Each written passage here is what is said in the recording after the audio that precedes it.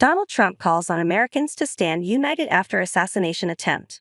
On U.S. Sunday morning news shows, lawmakers and political figures sought to make sense of last night's shooting. There was bipartisan condemnation of the violence.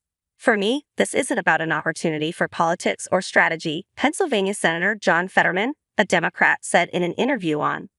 This was an incredibly dark day for Pennsylvania, but for our nation too. On today's show, House Speaker and Republican Representative Mike Johnson said, "Obviously we can't move on like this as a society." Like Fetterman, he called for leaders of both parties to turn the temperature down in their rhetoric. But he went on to criticize Democratic leaders and their supporters for their language surrounding Trump, claiming he had been vilified and persecuted in the lead-up to the attack.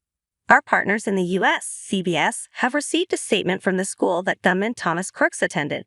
Bethel Park School District can confirm that the alleged shooter in the July 13, 2024 assassination attempt on former President Donald J. Trump is a graduate of Bethel Park High School, the statement says. Graduated from Bethel Park High with the class of 2022. The school district wishes to express its sincere wishes for a speedy and full recovery for Mr. Trump and for those in attendance at the Saturday event who may have been physically harmed or emotionally impacted by these tragic events. I'm now in Bethel Park, Pennsylvania, just blocks from the home of the suspect in yesterday's shooting. It's still very much the scene of an active investigation into what took place. Trucks are blocking the roads near to his home, and police officers and guards in bright yellow vests are shooting away reporters, dozens of which seem to be combing the area. Otherwise, it's quiet. Nearby businesses remain shut, and a Veterans of Foreign Wars post 2 blocks away sits quietly. The neighborhood is hilly and a lush green. In another scenario, it strikes me as it would be an idyllic place to live. One of the few businesses open nearby is a Dollar Tree, where staff members told me area residents are growing increasingly uncomfortable with the attention. "So many people have been in here asking about the butler guy," one lady told me in the lot. "You're already getting annoying."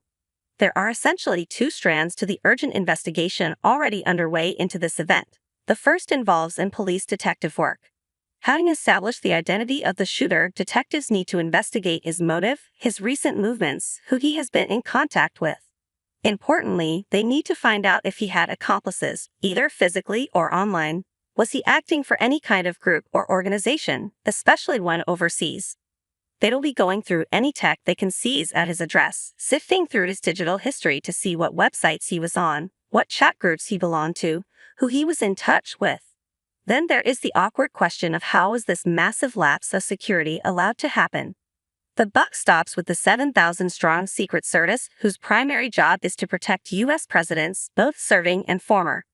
Guns are easy to come by in America. There are roughly 3 for every member of the population. But how was it the shooter was able to bear crawl along a rooftop, armed with a rifle, to get to within 130 meters of Donald Trump?